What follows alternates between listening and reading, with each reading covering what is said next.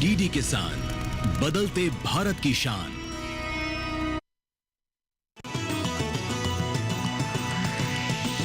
DD किसान, बदलते भारत की शान।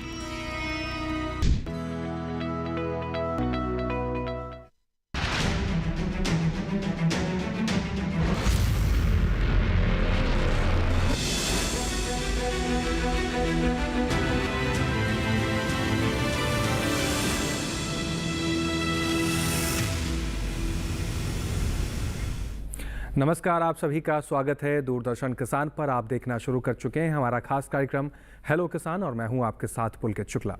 हेलो किसान एक ऐसा कार्यक्रम है जिसके अंदर हम कृषि से क्षेत्र से जुड़े हुए तमाम ऐसे विषय लेकर आते हैं और उन विषयों पर विस्तृत जानकारी आप तक पहुंचाई जाती है। उस विषय से जुड़े हुए जो तमाम आपके सवाल होते हैं, आपके संशय होते हैं, उसको इस कार्यक्रम में शामिल करके समस्या का समाधान करके जानकारियों का विस्तार किया जाता है ताकि आपकी खेती किसानी बेहतर हो सके, हमारे किसान भाई आत्मनिर्भर बने, सशक्त बने और आगे बढ़ सके।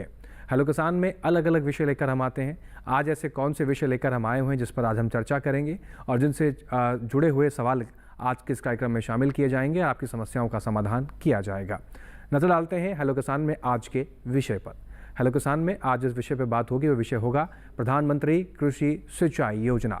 इस योजना के तहत कैसे किसान भाई लाभ ले सकते हैं, कैसे जल को संरक्षित करने में अपनी मदद कर सकते हैं और कैसे सीमित समय में बेहतर सिंचाई की पद्धतियों को जान सकते हैं। इन तमाम पहलुओं को इस योजना के अंतर्गत आज हम समझेंगे और इस योजना का लाभ लेने के लिए या इस योजना से जुड़ी कोई भी जानकारी आप जानना चाहते हैं, कोई सुझाव हमें देना चाहते हैं तो इस कार्यक्रम का हिस्सा बन सकते हैं। हमेशा की तरह 3 माध्यम होंगे आपके पास।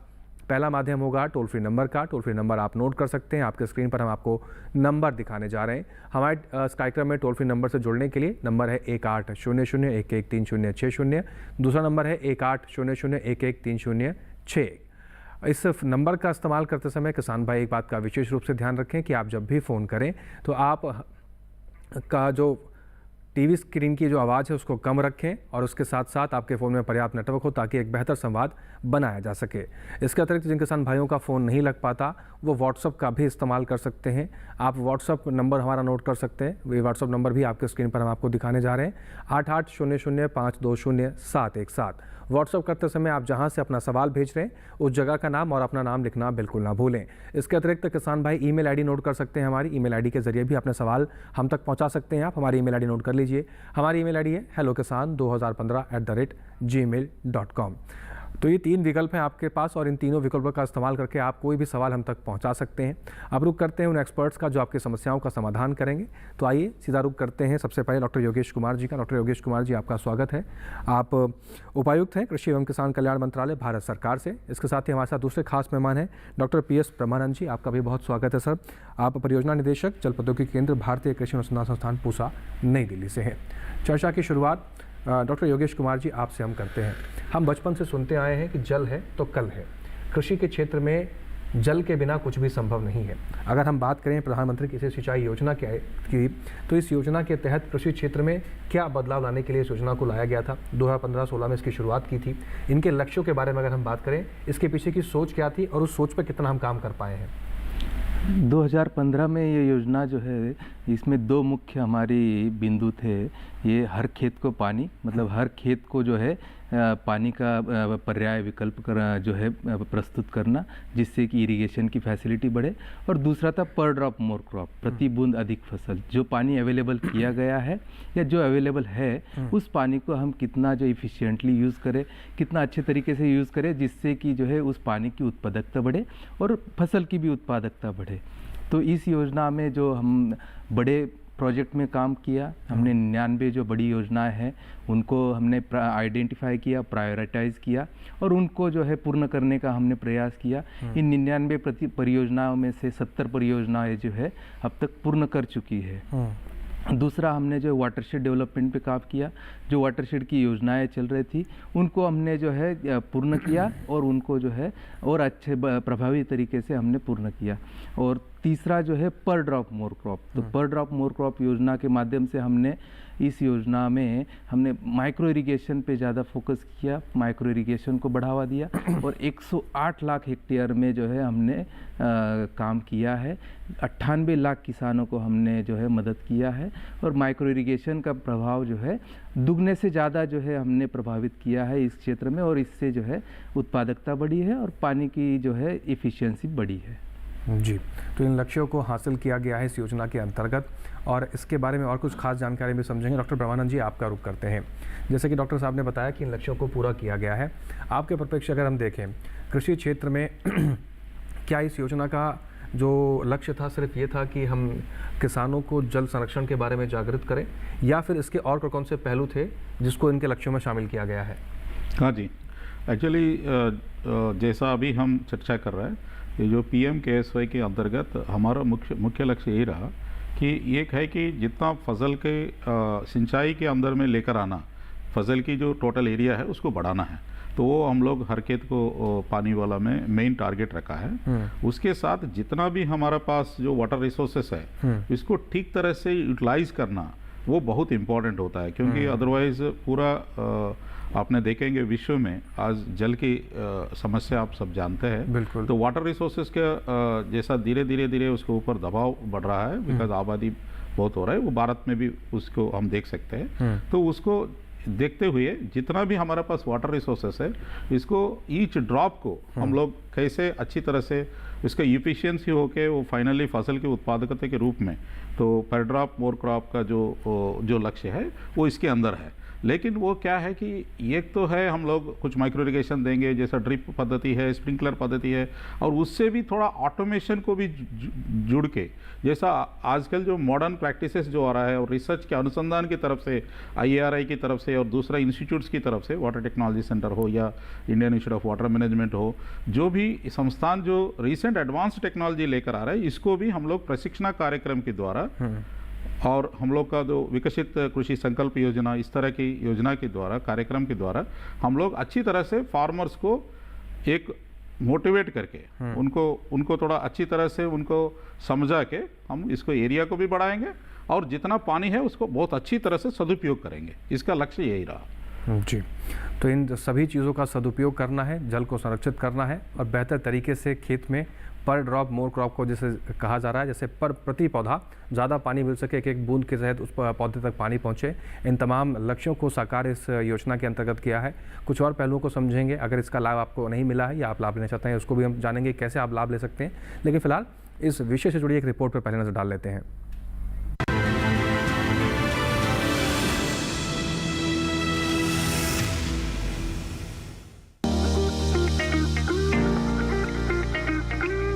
कृषि और किसानों के विकास के लिए सरकार की ओर से लगातार प्रयास किए जा रहे हैं।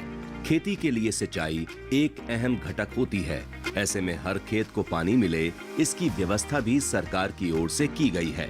प्रधानमंत्री कृषि सिंचाई योजना, जिसे PMKSY भी कहा जाता है, इसकी शुरुआत इसी उद्देश्य से 2015-16 के दौरान की गई थी। प्रधानमंत्री कृषि सिंचाई योजना केंद्र और राज्य सरकार के समन्वय वाली योजना है। केंद्र सरकार इस योजना के कुल संभावित खर्च का 75% हिस्सा वहन करती है, बाकी बोझ राज्य सरकारें उठाती हैं। इस योजना का उद्देश्य खेतों तक पानी की भौतिक पहुंच बढ़ाना और सुनिश्चित सिंचाई के तहत कृषि योग्य क्षेत्र का विस्तार करना, खेतों में जल उपयोग दक्षता में सुधार करना और स्थायी जल संरक्षण प्रथाओं को लागू करना आदि है। दरअसल PMKSY एक व्यापक योजना है जिसके दो प्रमुख घटक हैं। पहला त्वरित सिंचाई लाभ कार्यक्रम यानी AIBP और दूसरा हर खेत को पानी यानी HKKP।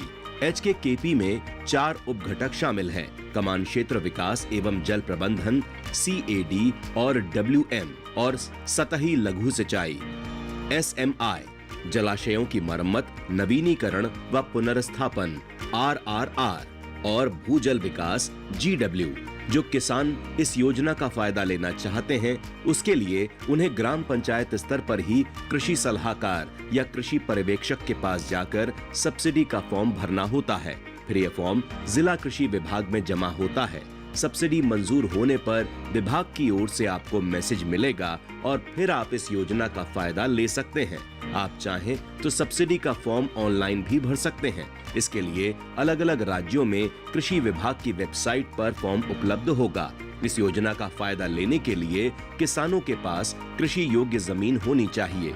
योजना के लिए आवेदक का आधार कार्ड, पहचान पत्र, किसानों की जमीन के कागज, जमीन की जमाबंदी, bank account, passbook, passport size photo और मोबाइल नंबर की जरूरत होती है। ज्यादा जानकारी के लिए आप जिला या ब्लॉक के कृषि अधिकारी से संपर्क भी कर सकते हैं।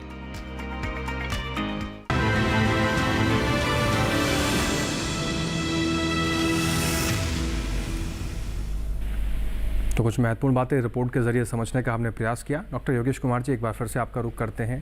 प्रधानमंत्री कृषि सिंचाई योजना का लाभ लेने के लिए किसान भाइयों को क्या करना है, रिपोर्ट में हमने समझा कि क्या क्या आपको योग्यता है, क्या क्या आपके कागजात लगेंगे। लेकिन इसके अंतर्गत किसानों को लाभ क्या मिलेगा? क्या कृषि सिंचाई के जो उपकरण होते हैं वो वितरित किए जाते हैं? उनको क्या किया जाता है इस योजना के अंतर्गत? कृषि सिंचाई योजना का एक प्रमुख घटक है पर ड्रॉप मोर क्रॉप। इस पर ड्रॉप मोर क्रॉप के घटक के अंदर किसानों को माइक्रो इरिगेशन के इक्विपमेंट जो है वो मुहैया कराए जाते हैं। माइक्रो इरिगेशन प्रणाली जो है ड्रिप और स्प्रिंकलर इरिगेशन होता है, रेन गन होता है, माइक्रो स्प्रिंकलर होता है। ये अलग अलग तरह जो है उपकरण है। तो ये किसान भाई बहन जो है वो अपने खेत में लगा सकते हैं। इसके लिए आपको जो है सरकार की तरफ से 55% सब्सिडी जो है छोटे किसानों के लिए और 45% सब्सिडी जो है बड़े किसानों के लिए जो है मुहैया कराई जाती है। और ये सब्सिडी का लाभ लेने के लिए जैसे रिपोर्ट में आपने देखा, आप जो है आप ऑनलाइन एप्लीकेशन कर सकते हैं या आप जो है लोकल जो कृषि अधिकारी है उनसे भी मिल सकते हैं, या आपके पसंदी के जो माइक्रो इरिगेशन के वितरक है, वो जो कंपनी है उनके जो वितरक है या उनके अधिकारी है उनसे भी आप संपर्क कर सकते हैं। वो आपको डिज़ाइन के बारे में जानकारी देंगे और आपको फॉर्म भरने में भी काफ़ी सारी मदद करेंगे। तो आप जो है जल्दी से जो है इसका एप्लीकेशन ले सकते हैं। और ये माइक्रो इरिगेशन के जो लाभ है उसके बारे में तो आपने अभी रिपोर्ट में भी पढ़ा है कि माइक्रो इरिगेशन से पानी की बचत होती है, आपकी उत्पादकता बढ़ती है, क्वालिटी बढ़ती है, तो आपको रेट अच्छे मिलेंगे और रेट अच्छे मिलने से आपकी आय में काफ़ी सारी बढ़ोतरी होगी। और हमारे हमने जो स्टडी कराई है उसमें 10 से 60% तक की जो है आय में वृद्धि हुई है।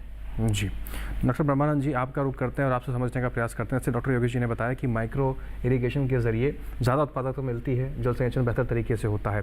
लेकिन कुछ फसलें होती हैं जैसे कि धान की, अगर हम उदाहरण के तौर पर लें, जो फसलें जलमग्न रहती हैं और देश के कई हिस्सों में धान की बहुत बड़े स्तर पर खेती की जाती है, चाहे उत्तर प्रदेश हो, मैदानी इलाका हो, नॉर्थ ईस्ट हो, इन सब जगहों पर।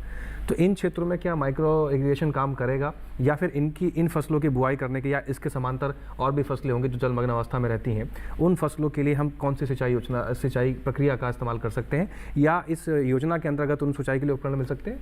हाँ, मिल सकता है। एक्चुअली जी मेनली क्या है कि जैसा आपने बताया धान के बारे में, धान की जो एरिया अभी पूरा भारत में अभी 50 मिलियन हेक्टेयर को टच किया है रिसेंटली। तो आप जानते हैं हम लोग धान की उत्पादकता में भी बहुत आगे गया है। अभी तो इंडिया पूरा विश्व में नंबर 1 स्टेज में आया है। लेकिन वो ये है कि उनका जो रिक्वायरमेंट है, जनरली धान के लिए पानी ज़्यादा ज़रूरत पड़ता है, लेकिन उस पानी को ठीक तरह से, ठीक माध्यम से उसको अगर दे पाएंगे तो जरूर उसका उत्पादकता में कुछ भी कटौती नहीं होगा। तो मुख्य रूप से क्या है कि सरफेस इरिगेशन में जो धान की जो सिंचाई होती है वो कंटिन्यू होगा बहुत एरिया में, लेकिन कुछ जगह में जहाँ जैसा DSR की बात करते हैं, आजकल DSR के अंदर में भी एरिया बढ़ रहा है, तो डायरेक्ट सीडेड राइस में आपको बहुत अच्छा ऑप्शन है जिसमें माइक्रो इरिगेशन का स्पेशली ड्रिप पद्धति में अच्छी तरह से उसका रिजल्ट्स आ रहा है। अभी हमने WTC में वाटर टेक्नोलॉजी सेंटर IARI के अंदर में अनुसंधान किए थे, अभी भी चल रहा है। इसमें DSR पद्धति में अगर आपने ड्रिप और ड्रिप पद्धति और उसके साथ अगर कुछ मल्चिंग के साथ अगर कंबाइन करके इंटीग्रेटेड ड्रिप और मल्चिंग की पद्धति में बहुत अच्छी तरह से रिजल्ट्स आ रहा है। तो उसमें क्या है कि आपका पानी का अच्छा सदुपयोग करने का एक माध्यम ये ड्रिप के द्वारा आ रहा है और उसको जो सपोर्ट है ये PMKSY के अंदर में किसान भाइयों को बहुत जगह में जा सकता है। और भी दूसरा फसल भी है, जैसा आप गेहूं से लेके आप दूसरा जो भी फील्ड क्रॉप्स है, इस क्रॉप्स में भी अच्छी तरह से ड्रिप सिस्टम और इसमें भी सब सरफेस ड्रिप सिस्टम की पद्धति अनुसंधान में हम लोग ये भी देखा। सब सरफेस ड्रिप पद्धति में जैसा उसमें जो ड्रिप पाइप्स जो है ना, ये एक्चुअली थोड़ा जमीन से नीचे रहेगा, अराउंड 20 सेंटीमीटर नीचे रहेगा। उसमें बहुत एडवांटेज रहेगा क्योंकि उसमें इंटरकल्चरल ऑपरेशन डिस्टर्ब नहीं होगा और अच्छी तरह से आपको ज़्यादा एफिशिएंसी, इवन सरफेस ड्रिप से भी ज़्यादा एफिशिएंसी इसमें होता है। इसी तरह का हम लोग का ऑटोमेशन के साथ भी जुड़ के भी अभी अनुसंधान में बहुत अच्छी तरह से रिजल्ट्स आ रहा है। तो फील्ड क्रॉप्स में भी बहुत अच्छी तरह से जिसका रिक्वायरमेंट ज़्यादा है, जैसा शुगर केन का रिक्वायरमेंट, पानी रिक्वायरमेंट ज़्यादा है, उसमें भी ड्रिप का बहुत अच्छी तरह से रिजल्ट्स आ रहा है। तो हम लोग इसको अच्छी तरह से PMKSY के अंदर में इसके एरिया बहुत ज़्यादा है, जैसा धान की ज़्यादा है, इवन शुगर केन का भी बहुत अच्छा एरिया हम लोग उगाते हैं तो भारत में, तो उसमें PMKSY का बहुत अच्छा सदुपयोग होगा। जी, कुछ किसानों के हमें सवाल प्राप्त होते हैं जो अपना सवाल वीडियो के माध्यम से हम तक पहुंचाते हैं, उनके सवालों को भी शामिल कर लेते हैं। किसान हैं दिल्ली से जो अपना सवाल भेजा है, आइए देखते हैं इनका क्या सवाल है। सर, मैं आपसे ये पूछना चाह रहा था, उसके बारे में नॉलेज लेना चाह रहा था कि इनका मैक्सिमम पोटेंशियल रीच करने के लिए कि हम अच्छी से अच्छी पैदावार ले पाएँ और इनको अच्छी तरह ग्रो कर पाएँ, तो इनकी सही टाइमिंग्स क्या रहती है पानी देने के लिए? जी, तो इनका सवाल है कि सही समय क्या होता है पानी देने का फसलों का। डॉक्टर योगेश जी, क्या मदद कर सकते हैं आप इसमें? फसलों को पानी देने की जो क्रांतिक अवस्थाएं है उसके बारे में तो जो है काफ़ी सारा अवेलेबल है, लेकिन मैं जो है आपको दूसरे विषय के बारे में बताऊंगा कि जो हम अभी योजना की बात करें, पर ड्रॉप मोर क्रॉप, इसमें आप माइक्रो इरिगेशन के माध्यम से आप जो है फसल को इरिगेशन दे सकते हैं। इसमें जैसे डॉक्टर ब्रह्मानंद जी ने बताया कि ऑटोमेशन की हम ऑटोमेशन को भी बढ़ावा दे रहे हैं, तो ऑटोमेशन को भी हमने पिछले साल ही माइक्रो इरिगेशन जो पर ड्रॉप मोर क्रॉप योजना है उसके अंदर हमने ले लिया है। तो माइक्रो इरिगेशन को ऑटोमेशन से जोड़ने का जो बेनिफिट ये है कि आपकी फसल की अवस्था या फसल की जो पानी की ज़रूरत है उसको वो भाप लेता है और उसी के ज़रूरत के हिसाब से पानी को मुहैया कराता है, जिससे फसल की उत्पादकता बढ़ती है और फसल की जो क्रांतिक अवस्थाएं है या जो भी अवस्था है उस अवस्था के हिसाब से पानी को मुहैया कराता है और आपके जो उत्पादकता है वो भी बढ़ता है। इसमें मैं थोड़ा जुड़ना चाहता हूँ। बिल्कुल बिल्कुल। योगेश जी ने जैसा बताया थे उसी के सपोर्ट में एक्चुअली क्या होता है कि हर फसल का एक क्रिटिकल स्टेजेस होता है। बिल्कुल। उस पर्टिकुलर दशा में अगर आपने पानी देंगे सिंचाई के द्वारा तो बहुत अच्छी तरह से उसका रेस्पॉन्स होता है। जैसा गेहूं है तो उसमें आपका 21 दिन के बाद जो क्रोन रूट इनिशिएशन करके CRA स्टेज होता है, तो उस समय में पानी जरूर देना पड़ता है। और सिमिलरली आपका उसके बाद लगभग 20 दिन इंटरवल में जो क्रिटिकल स्टेजेस है वो आएगा। स्पेशली क्या होता है कि जैसा ग्रेन फिलिंग स्टेज है उस पर्टिकुलर स्टेज में पानी बहुत ज़रूरत पड़ता है। सिमिलरली आपने जैसा दलहन की फसल देखेंगे तो उसमें भी आपने जो है ब्रांचिंग के समय से और फूल की दशा के समय में और पॉट डेवलपमेंट के समय में जब फल होता है उस समय में बहुत अच्छी तरह से उसको पानी जरूरत पड़ता है। अगर उस समय में अगर वो पानी की दबाव में आएगी तो उसको उत्पादकता कम हो जाएगी। तो हम लोग जो इरिगेशन जो शेड्यूलिंग जो प्लान करेंगे, जब हम लोग ड्रिप के द्वारा भी करें और दूसरा पद्धति के द्वारा माइक्रो इरिगेशन के द्वारा करने में भी हम लोग शेड्यूलिंग ऐसा कर सकते हैं। इसमें हम लोग एक चीज़ किया है कि ऑटोमेटेड इरिगेशन सिस्टम एक डेवलप किया है। इवन जो किसान भाइयों, जैसा आपने पूछे, जैसा गेहूं है, दान है, जिसमें सरफेस पद्धति में जो सिंचाई हो रहा है, उसके लिए भी हम लोग क्या किया, कैनाल कमांड्स के लिए एक automated basin irrigation system develop किया है IRI WTC की तरफ से। उसमें क्या होता है कि जब भी नमी जब तक ठीक रहेगा मॉइस्चर ठीक रहेगा उतना समय तक वो पानी ज़रूरत नहीं पड़ता है। लेकिन जब वो एक क्रिटिकल लिमिट से नीचे चला जाता है तो उस समय एक इंडिकेटर हमारा जो कंट्रोल यूनिट, जो ऑटोमेटेड सिस्टम का कंट्रोल यूनिट के पास आता है। ये सोलर एनर्जी सपोर्टेड है, रिन्यूएबल एनर्जी सपोर्टेड है, जिसके लिए भारत सरकार भी बहुत प्रोत्साहन दे रहा है। तो उसमें क्या होगा, जब लोअर लेवल में चला गया, जो पानी स्ट्रेस अदरवाइज स्ट्रेस हो जाएगा जब उसको पौधा को, तो उस समय वो सिग्नल आ जाएगा, तो वो चेक गेट जो है वो ऊपर उठ जाता है, सो दैट जो आपका जो कैनाल कमांड्स में जो आउटलेट से जो पानी है फील्ड के अंदर में, खेती के अंदर में चलेगी। और एक लेवल के बाद, एक समय के बाद जब उसका पानी सफिशिएंट हो गया, फिर रिवर्स सिग्नल आ जाएगा, क्योंकि अभी पानी जरूरत नहीं है, तो फिर वो चेक गेट जो है वो बंद हो जाता है। तो उसमें क्या होता है कि किसान भाइयों को बहुत जो जल जो है वो सदुपयोग हो जाएगा। मेरा कहने का यह है कि PMKSY के अंतर्गत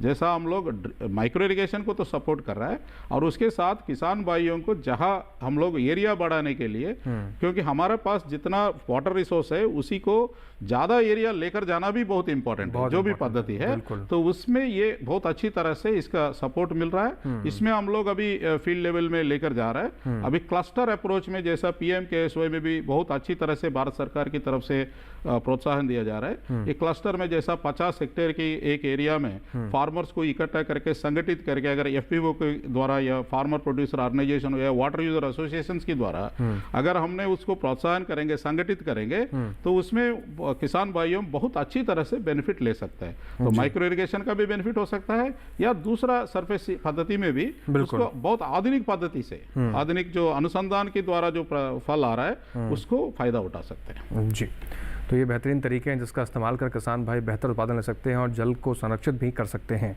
कुछ और पहलुओं को भी समझेंगे, लेकिन यहाँ रुकना होगा एक छोटे से ब्रेक के लिए। आप बने रहें, देखते रहें कार्यक्रम हेलो किसान।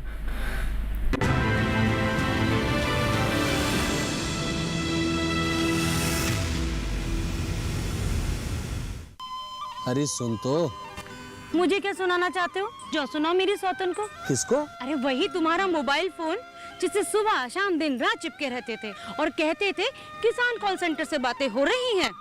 अच्छा ये बात है। हाँ, क्यों? क्या हुआ? अब बात नहीं होती क्या? अब तो झट से बात हो जाती है। ऐसा क्या? हाँ, अब तो ज्यादा लाइनें और खास तकनीक के कारण खेती के माहिरों से तुरंत बात हो जाती है। और अगर कभी लाइन व्यस्त हो तो अपनी समस्या फोन पर रिकॉर्ड करा दो, वहाँ से फोन आ जाता है और समस्या की हल का मैसेज भी आ जाता है। ये देखो आ गया। अरे वाह, इसका मतलब इंतजार की घड़ी अब खत्म। हाँ। तभी मैं सोचूं कि आजकल मुझ पर इतना प्यार क्यों आ रहा है। कृषि संबंधी समस्याओं का अपनी भाषा में तुरंत हल पाने के लिए पूरे भारत में किसी भी फोन से हेल्पलाइन नंबर पर संपर्क करें। किसानों का दोस्त किसान कॉल सेंटर।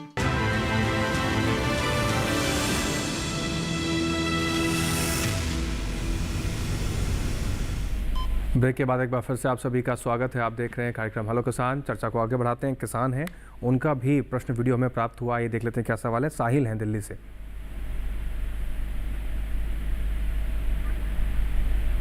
एक बार फिर से उनके सवाल को रुख करते हैं। साहिल हैं दिल्ली से, उन्होंने अपना प्रश्न वीडियो बना के भेजा। देखते हैं क्या सवाल है। मैं ये पूछना चाह रहा था कि गेहूं में ज़्यादा से ज़्यादा पैदावार लेने के लिए हमें कितनी सिंचाई करनी चाहिए, किस टाइम पे पानी लगाना चाहिए इसमें? धन्यवाद। जी, तो गेहूं में सिंचाई की पद्धतियों को जानने के लिए इनका सवाल है। डॉक्टर ब्रह्मानंद जी, इनका आप समाधान कर सकते हैं? हाँ जी जरूर। जो गेहूं का दान के बाद सबसे ज़्यादा एरिया में भारत में उसको उगाते हैं। अभी हम लोग लगभग 33 to 34 मिलियन हेक्टेयर एरिया में अभी इसका एरिया, टोटल एरिया भारत में है।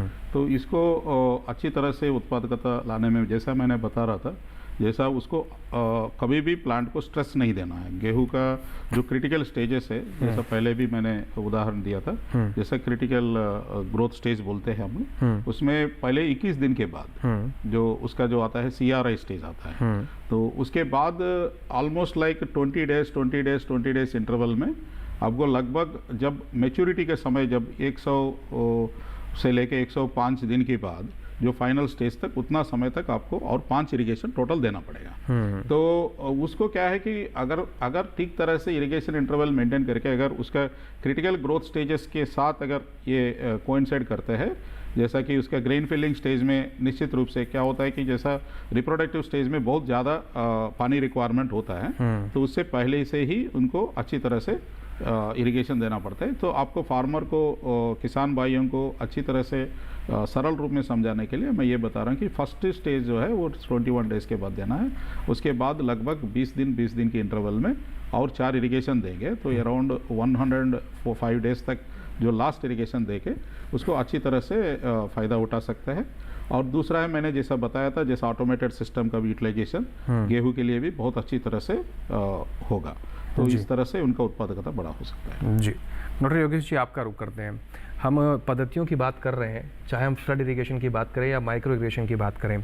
फ्लड इरिगेशन करेंगे तो क्या नुकसान होगा और माइक्रो इरिगेशन करेंगे तो क्या फ़ायदा होगा? एक फ़ायदा तो हमें ये दिख रहा है कि जल आप बचा सकते हैं। दूसरा, क्या फ्लड इरिगेशन करते हैं तो क्या फसलों को नुकसान होता है, उत्पादकता में कमी आती है in comparison to micro irrigation अगर हम इस्तेमाल करते हैं?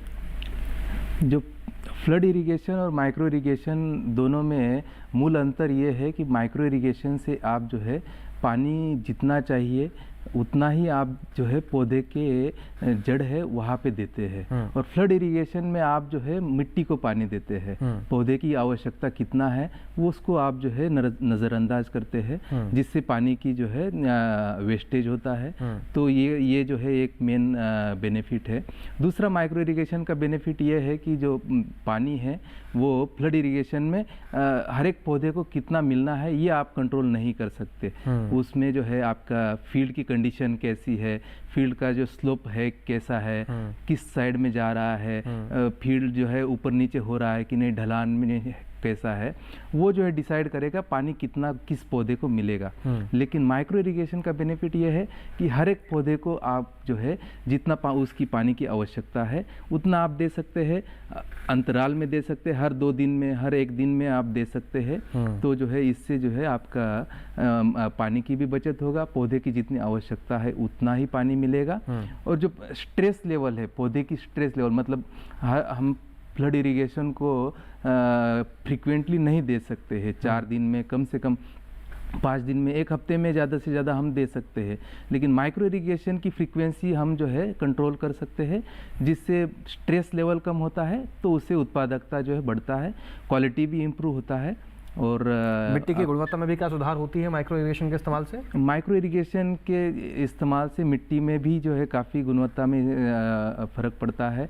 जो एरेशन कंडीशन, जो मिट्टी की एरेटेड कंडीशंस मेंटेन रहता है, जिससे पौधे की जो जड़ें है वो कारीगर होती है और एरेटेड कंडीशन में उसकी गुणवत्ता बढ़ती है, और पानी की भी जो है वो एब्जॉर्प्शन कैपेसिटी और जो न्यूट्रिएंट जो है वो एब्जॉर्प्शन कैपेसिटी पौधे की बढ़ती है। जी, तो इसके साथ एक और दर्शक हैं, उनके भी सवाल को शामिल कर लेते हैं। पवन कुमार हैं कौशाम्बी उत्तर प्रदेश से। जी आज देखते हैं क्या सवाल भेजा है पवन ने। डॉक्टर साहब से मेरा ये है कि 343 गेहूँ है, इसमें कितने दिन में पानी लगेगा, कितना पानी लगेगा?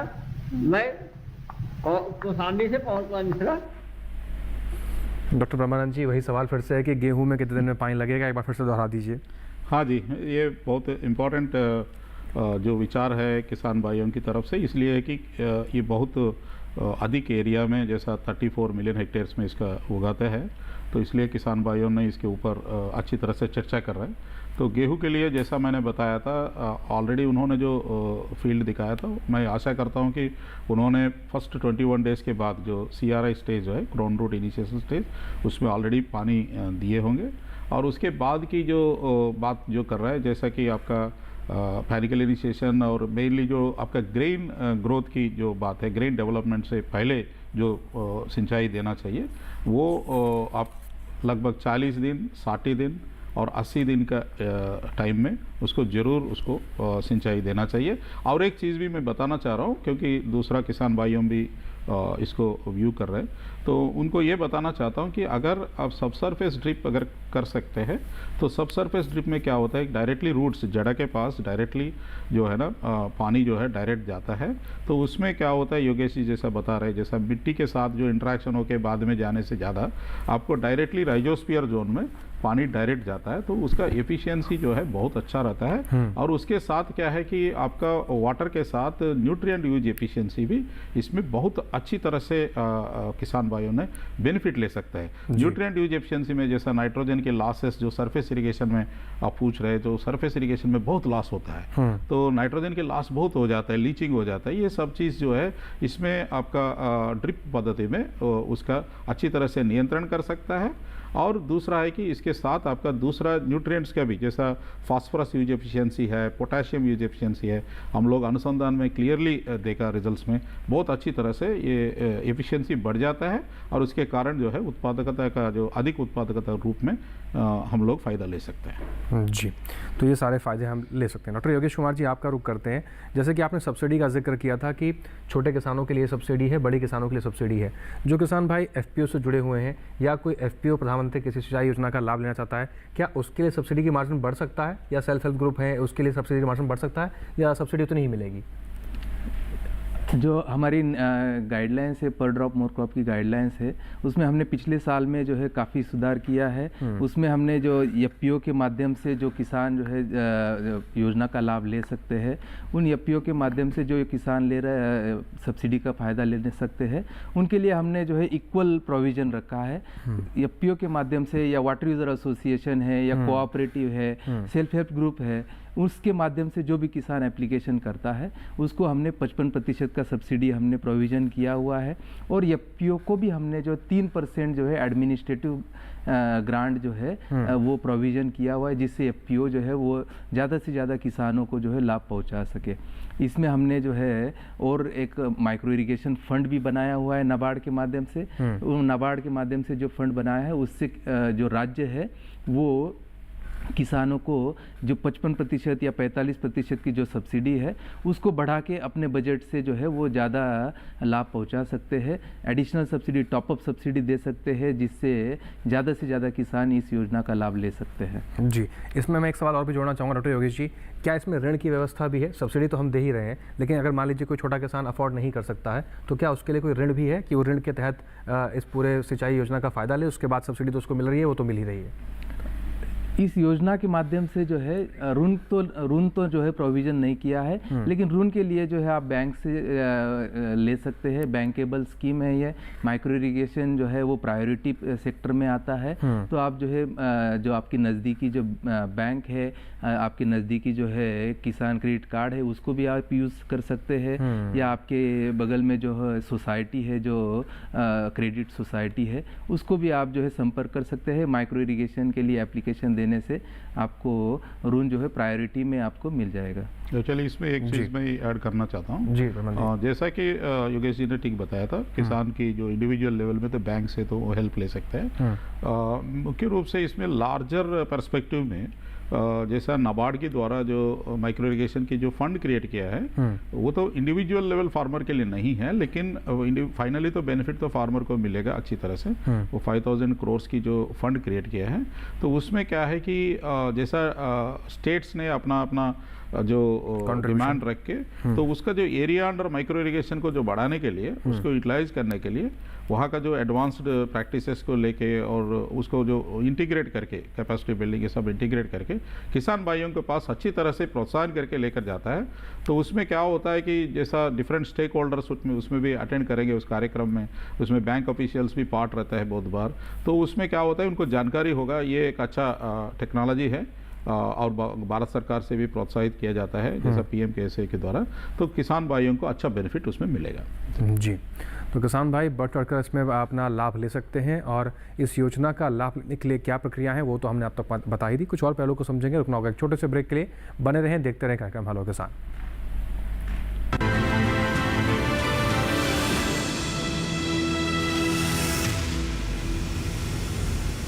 डीडी किसान ने कर ली है तैयारी, यहां मिलेगी पशुपालन की हर एक जानकारी। घर आंगन से लेकर व्यवसायिक फार्म तक, मुर्गी पालन से लेकर रेगिस्तान के जहाज तक, बीमारियों से पशुपालक बिल्कुल ना हो परेशान। विशेषज्ञ करेंगे आपकी समस्या का समाधान। देखिए अपना पशु चिकित्सक हर रविवार शाम 6:30 बजे दूरदर्शन किसान पर।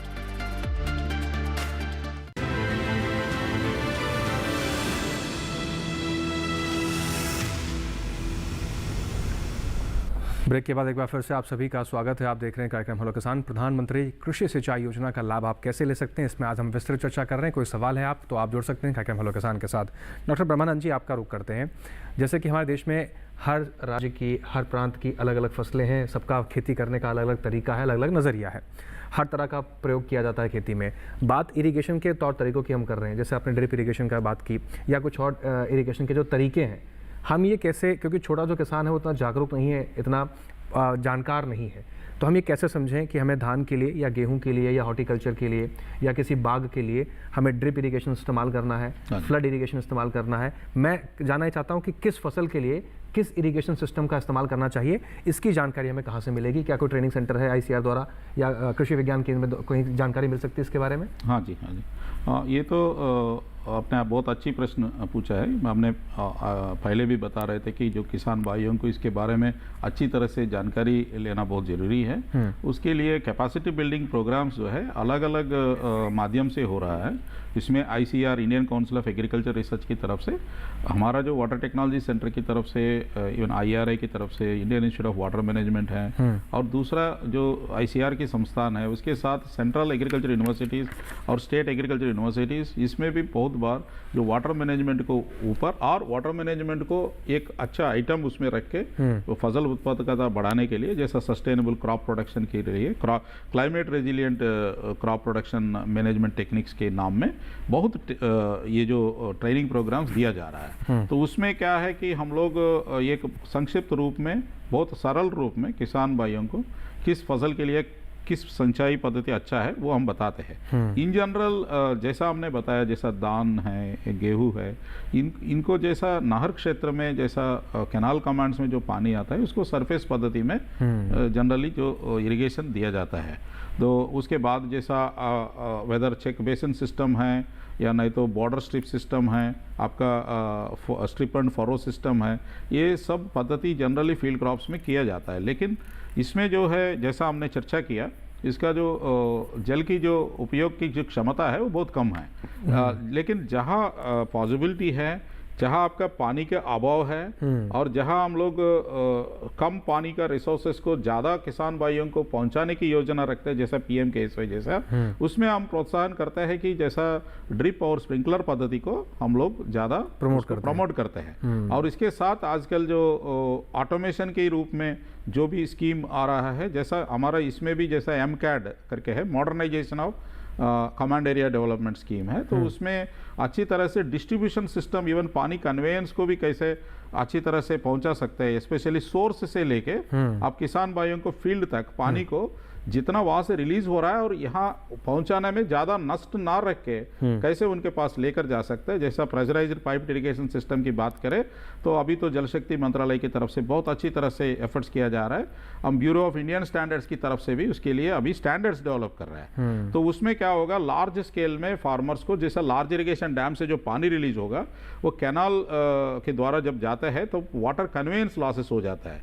ये कन्वेयंस लॉसेस को काटने के लिए आपको pressurised pipe irrigation system, even आपका जो इरिगेशन के लिए जैसा राउंड पाइप सिस्टम, जिसमें क्या होगा कि आपका जो एवापोरेशन लॉसेस नहीं होगा, पर्कुलेशन लॉसेस नहीं होगा, सीपेज लॉसेस नहीं होगा, तो उसमें पानी अच्छी तरह से, मतलब अच्छी क्वांटिटी में मैक्सिमम कैपेसिटी वो चला जाता है। ये एक है। देन उसके बाद जो ड्रिप सिस्टम है, इसके लिए मेनली हॉर्टिकल्चरल क्रॉप्स के लिए, तो हॉर्टिकल्चरल क्रॉप्स जैसा वेजिटेबल क्रॉप्स है, जैसा टमाटो है, बैगन है, चिल्ली है, और दूसरा वेजिटेबल क्रॉप्स है, और फल की जो जितना भी पौधे हैं उसके लिए बहुत अच्छी तरह से ड्रिप सिस्टम बहुत यूजफुल होगा। जैसा सिमिलरली स्प्रिंकलर सिस्टम ने जैसा कुछ फील्ड क्रॉप्स के लिए बहुत अच्छा है, जैसा कि वो पोटैटो है, जैसा आलू टाइप का, इवन ऑनियन के लिए, इवन बहुत ग्राउंड नट के लिए भी वो स्प्रिंकलर सिस्टम बहुत अच्छा चलता है। तो आजकल जिस फसल को हम लोग जो सोच रहे हैं, जो रेन फेड है, जैसा वर्षाभाव स्थिति में होता है, जैसा हम लोग 2023 में international year of millet celebrate किया, लेकिन आज अगर आप देखेंगे पूरा भारत में जितना भी जैसा सोरगम है, बाजरा है, इसका जो परसेंटेज अगर इरिगेशन परसेंटेज देखेंगे, ये लगभग 12 से लेकर 14% के अंदर में ही रह गया। लेकिन उसका उत्पादकता बढ़ाने के लिए हर जगह में तो आपने इरिगेशन में लेकर नहीं आ पाएंगे, लेकिन अनदर मिनिमम 12 to 13 25% हम बढ़ा सकते हैं, इसको 25% तक लेकर जा सकते हैं, तब उसका उत्पादकता बढ़ जाएगी। तो कहने का बात यह है कि आपने ठीक तरह से बताया, अलग अलग राज्यों में इसका अलग अलग तरह से एक्सपेंशन हुआ है। जैसा माइक्रो इरिगेशन का ही अगर हम देखेंगे तो 5-6 राज्यों में मैक्सिमम परसेंटेज आ गया, लेकिन रिमाइनिंग स्टेट्स का पोटेंशियल है। जैसे उत्तर प्रदेश में बहुत पोटेंशियल है, लेकिन अभी प्रेजेंट एरिया कम है, तो उसको बढ़ाने के लिए कैसे करना है, उसके लिए भी भारत सरकार की तरफ से बहुत अच्छा एफर्ट चल रहा है। और उसके साथ एक पीएम कुसुम करके जैसा आपका योजना है, जैसा सोलर एनर्जी को यूटिलाइज करके, उसके साथ जी मैं आपकी तरफ लौटूंगा फिर से, लेकिन दर्शक है उनका सवाल ले लेते हैं। पहले राम भगत हैं कौशाम्बी उत्तर प्रदेश से, देखते हैं क्या सवाल इन्होंने भेजा है। डॉक्टर साहब, ये हमारा 343 नंबर का गेहूं है। इसमें कितने दिनों में पानी कब क्या, कितने दिनों में खाद देनी चाहिए, इसके बारे में हमें जानकारी चाहिए। हम टिंगाई गांव से हैं, ये कौशाम्बी डिस्ट्रिक्ट में आता है। इनको तो हमने ऑलरेडी डॉक्टर ब्रह्मानंद जी ने आंसर किया है, जैसा कि और एक किसान भाइयों को जैसा गेहूं के लिए जैसा कितने पानी देना चाहिए, कब देना चाहिए, तो गेहूं का जो जितना भी पानी की ज़रूरत है उसके हिसाब से हमने बताया था। जैसा 21 दिन के समय में जो क्राउन रूट इनिशिएशन है CRI स्टेज में, उसको देके उसके बाद 20 दिन का इंटरवल में, स्पेशली इसका ग्रेन डेवलपमेंट के समय में, ग्रेन फॉर्मेशन के समय में बहुत ज़रूरत पड़ता है। अप टू 100 से लेकर 105 डेज तक उसका इरिगेशन उस इंटरवल में देंगे तो बहुत अच्छी तरह से उसको उत्पादकता होगा। और उसके साथ कुछ ऐसा भी प्रणाली है, जैसा मैंने बताया था, जैसा उसका सॉइल मॉइस्चर को आइडेंटिफाई करके अगर सेंसर को लगा के, आजकल जो हम लोग का ऑटोमेटेड इरिगेशन सिस्टम है, ये भी और एक बार मैं बताना चाहता हूँ, वो गेहूं के लिए भी बहुत अच्छा काम करेगी। जब पानी उसका सॉइल में जब कम हो जाता है, एक लेवल के बाद जब सिंचाई की ज़रूरत पड़ता है, वो इंडिकेट कर देता है, सो दैट ये जैसा चित्र में हम जो देख रहे हैं वो ऑटोमेटिकली वो पानी जो है अंदर में पहुंच जाएगी, चेक गेट ओपन होके जाएगी, और फिर बाद में जब उसका रिक्वायरमेंट पूरा हो जाएगा, उसका रिवर्स सिग्नल आएगा, देन फिर वो बंद हो जाएगी। तो इस तरह से करेंगे तो अच्छा रहेगा। जी, तो बहुत बेहतर तरीके से आपने बताया कि गेहूं में किस तरह से सिंचाई करनी चाहिए। डॉक्टर योगेश कुमार जी, आपका रुख करेंगे हम।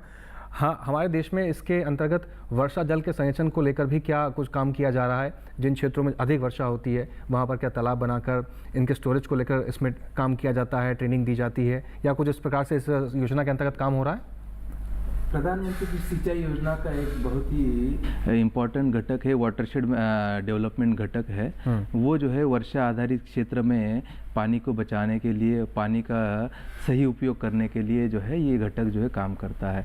इसमें एरिया डेवलपमेंट अप्रोच के माध्यम से जो वर्षा का पानी पड़ता है उसको खेत का पानी खेत में और गांव का पानी गांव में, ऐसे कंसेप्ट के माध्यम से उसमें खेत स्तर पे तालाब बनाना, बंडिंग करना, ट्रेंचिंग करना, और जो है जो नाले होते हैं उनमें जो छोटे छोटे डैम बनाना, और उन बड़े डैम्स का पानी जो है वो इरिगेशन के लिए यूज़ करना। और उसके बाद जो है इसी वाटरशेड डेवलपमेंट अप्रोच के माध्यम में दो छोटे छोटे जो उसके घटक है वो है प्रोडक्शन सिस्टम, जिसमें कि किसानों को जो एग्रीकल्चरल जो सिस्टम्स है उसकी उत्पादकता कैसे बढ़ानी है उसके बारे में जो है उसको सपोर्ट भी किया जाता है, ट्रेनिंग भी किया जाता है। और उनको जो है जो हमारे यूनिवर्सिटी है, KVK है, ICAR के संस्थान है, और जो अलग अलग जो संस्थान है उनसे जोड़ के जो है उनका प्रोडक्शन सिस्टम का हम जो है काम करते हैं। उसमें एक तीसरा जो घटक है लाइवलीहुड कंपोनेंट है, उसमें जो बहनों की और भाइयों की मंडली बनाते हैं, सेल्फ हेल्प ग्रुप बनाते हैं, और उन सेल्फ हेल्प ग्रुप के माध्यम से जो है उनको कुछ जो है रोज़गार के माध्यम, जिससे कि गांव में ही उनको जो है कोई रोज़गार जो है मिल जाए, और जो है उनको जो है बाकी की चीज़ें या लैंडलेस जो जिन किसानों जिन भाई बहनों के पास जो है ज़मीन नहीं है उनको जो है छोटे छोटे रोज़गार के माध्यम जो है मुहैया कराए जाते हैं।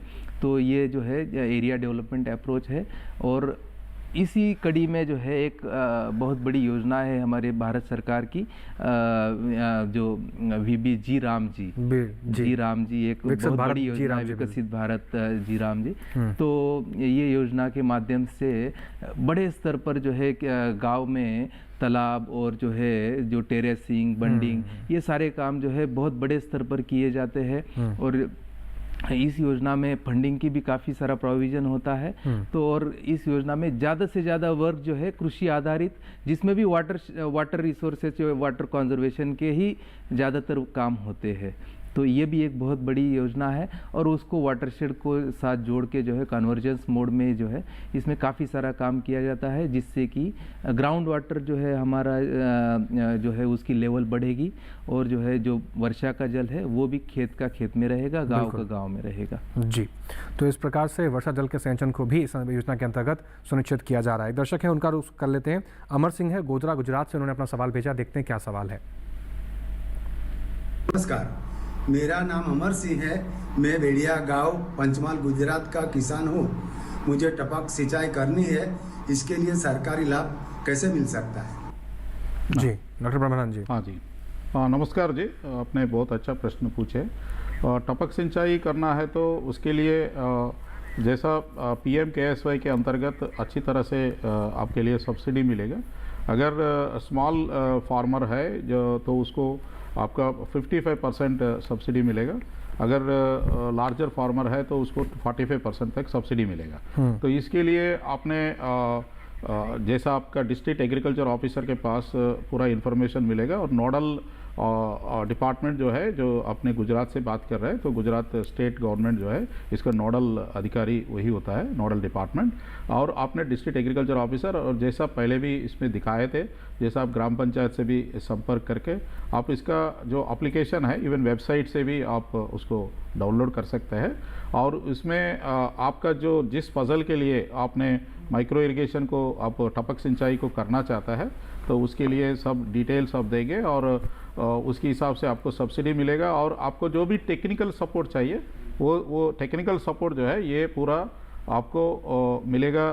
जितना भी आपको कैपेसिटी बिल्डिंग प्रोग्राम्स के द्वारा भी मिलेगा और इवन स्टेट गवर्नमेंट की तरफ से भी बहुत कार्यक्रम में भी उसको जल संचयन के बारे में और उसके साथ आपका जो इस पर्टिकुलर PMKSY के बारे में भी अच्छी तरह से जानकारी मिलेगी।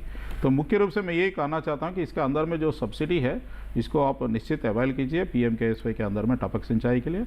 और टपक सिंचाई के द्वारा जो बेनिफिट्स है मैंने बताया था, उसमें मुख्य रूप से आपका पानी का जो अच्छी तरह से सदुपयोग होगा, आपका वाटर यूज एफिशिएंसी बहुत अच्छा रहेगा, उसके साथ न्यूट्रिएंट यूज एफिशिएंसी भी बहुत अच्छा रहेगा। अच्छा उत्पादकता, आप फसल उत्पादकता जो भी फसल आप उगाएंगे वो बहुत अच्छी तरह से आप पाएंगे। जी, तो इस प्रकार से आप लाभ ले सकते हैं और सरकार द्वारा चलाई जाए इस योजना का बढ़ चढ़कर आप हिस्सा लेंगे इसमें तो आप बेहतर खेती कर पाएंगे, जल को भी संरक्षण कर पाएंगे।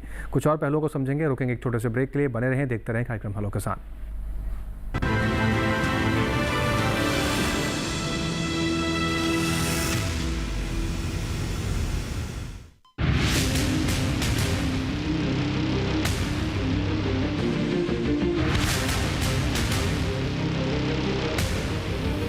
जब तपती है धरती, सूरज उगलता है आग, ठंड में जब सर्दी जमा देती सबके हाल, सब छुप जाते अपने अपने घरों में, तब बाहर निकलता सिर्फ एक इंसान, भरने के लिए हम सबका पेट, खून को पसीने की तरह देता बहा, थक जाता, झुलस जाता, हो जाता बीमार, तब उसकी सेहत का ध्यान रखता सिर्फ DD किसान।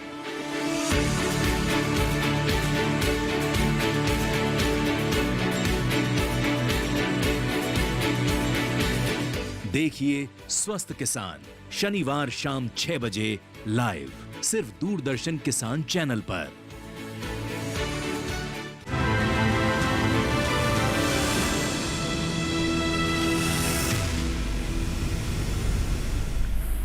ब्रेक के बाद एक बार फिर से आप सभी का स्वागत। आप देख रहे हैं कार्यक्रम हेलो किसान। चर्चा को आगे बढ़ाते हैं, डॉक्टर योगेश कुमार जी आपका रुख करते हैं। कुछ किसान भाई ऐसे हैं हमारे संपर्क में जो बताते हैं कि उन्होंने KCC के द्वारा खेती के इस्तेमाल होने वाली चीज़ों के प्रति लोन लिया था, लेकिन जब उसको भरने की बारी आई तो कुछ समय की वजह से या कुछ समस्याओं की वजह से वापस उसको नहीं भर पाए, जिसकी वजह से काफ़ी दिक्कतों का उनको सामना करना पड़ रहा है। ऐसे किसान भाई क्या अगर प्रधानमंत्री कृषि सिंचाई योजना के तहत लाभ लेना चाहते हैं तो जो सब्सिडी मिल रही है क्या उसके योग्य हैं, वो सब्सिडी उनको मिल पाएगी या अन्य योजनाओं में सब्सिडी दी जाती है उसमें उनको मिल पाएगी? केसीसी में अगर जो है आपका कोई डिफ़ॉल्ट है तो उसका जो है पर ड्रॉप मोर क्रॉप में आपको सब्सिडी लेने में कोई दिक्कत नहीं है। आप जो है उसका लाभ ले सकते हैं। आप अपने जो भी लाभ है वो माइक्रो इरिगेशन के लिए एप्लीकेशन दीजिए। उसका केसीसी के जो है लोन के डिफ़ॉल्ट केस में कोई जो है आपको प्रॉब्लम नहीं आएगा, आपको पूरा लाभ दिया जाएगा और 5 हेक्टेयर तक की सीमा में आपको लाभ मिलता है। और 7 साल बाद जो है वो सिस्टम की एक सिस्टम लाइफ हमने जो है डिसाइड किया है कि 7 साल तक जो है ये सिस्टम जो है अच्छे से काम कर सकता है। तो 7 साल बाद आप सेम लैंड पे जो है आप फिर से जो है एप्लीकेशन दे सकते हैं।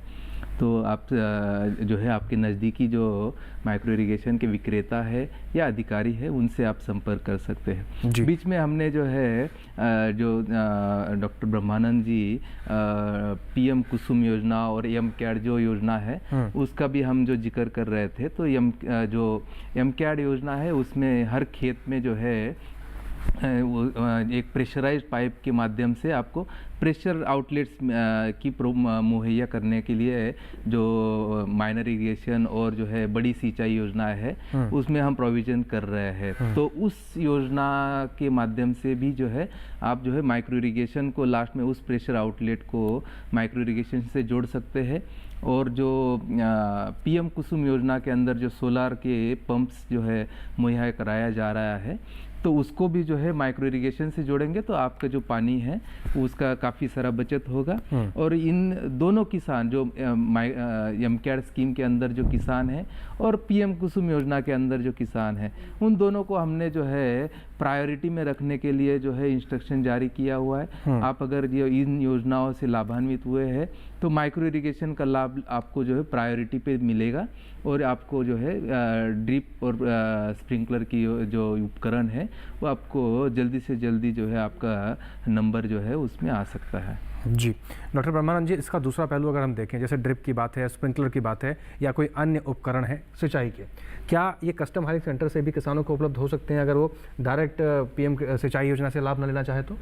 हाँ, निश्चित जी। कस्टम हायरिंग को तो भारत सरकार ने अलग योजना में भी इवन अन्य योजना में भी सपोर्ट दे रहा है। तो इसमें भी PMKSY में भी अगर किसी योजना में अगर सबसे बड़ा कन्वर्जेंस अगर हो रहा है वो ये कम PMKSY को उदाहरण दे सकते हैं। तो इसके अंदर में जैसा हमने बात कर रहे हैं जो कैपेसिटी बिल्डिंग है, जो अवेयरनेस जो फार्मर्स को इवन संगठित रूप करके उसको अच्छी तरह से इसका फ़ायदा उठाने के लिए हम लोग को एक है कि इसका सर्विसिंग भी अच्छा चाहिए, क्योंकि इसको लगाने के इंस्टॉल करने के बाद भी कुछ समस्या आता है और तापमान के कारण से लेके आपका अलग अलग परिस्थितियों के कारण भी उसमें अनुभव होता है किसान भाइयों का। तो उसको ठीक तरह से फिर मेंटेन करने के लिए भी आप कस्टम हायरिंग सेंटर में बहुत अच्छा यूज होता है, specially small and marginal farmers का उनका जो आर्थिक स्थिति को भी देखते हुए कस्टम हायरिंग का दूसरा योजना में भी अच्छा यूटिलिटी हुआ है, इसमें भी बहुत अच्छी तरह से उनका यूटिलिटी होगा। और इसमें मुख्य रूप से कन्वर्जेंस जो मैं बात कर रहा हूँ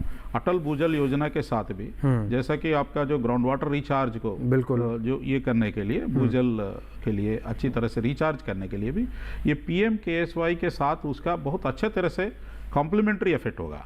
तो इसमें किसान भाइयों को जहाँ स्पेशली जलाभाव परिस्थिति है, जहाँ भूजल थोड़ा नीचे चला गया है, उसको अच्छी तरह से सस्टेनेबल यूटिलाइजेशन करना है और उसको पुनर्भरण करना है, मतलब भूजल को, तो उसमें भी PMKSY बहुत अच्छी तरह से अपना ये करता है। और एक पॉइंट मैं बताना चाहता हूँ, वाटर यूजर एसोसिएशंस के द्वारा वाटर शेड्स में जो अच्छी तरह से किसान भाइयों का ये जो मेंटेनेंस की जो बात कर रहा है, इसमें भी बहुत अच्छी तरह से लोग नियंत्रण कर सकते हैं, अच्छी तरह से मेंटेन कर सकते हैं, अच्छी तरह से अपना जो समस्या को ठीक तरह से जो संगठित होके जो सरकार के जो भी माध्यम है डिपार्टमेंट के पास भी लेकर जा सकते हैं। जी, तो इस प्रकार से आप प्रधानमंत्री कृषि सिंचाई योजना का पूर्णतः लाभ ले सकते हैं। इसके हर पहलू को हमने बेहतर तरीके से आज की चर्चा में समझने का प्रयास किया। आप कैसे लाभ ले सकते हैं, क्या क्या फ़ायदे आपको होंगे, कौन से सिंचाई के तरीकों को आप इस्तेमाल कर सकते हैं, उपकरण आपको कहाँ मिलेंगे, इन तमाम सवालों का बेहतर जवाब आज के इस कार्यक्रम में हमने ढूंढने का प्रयास किया है।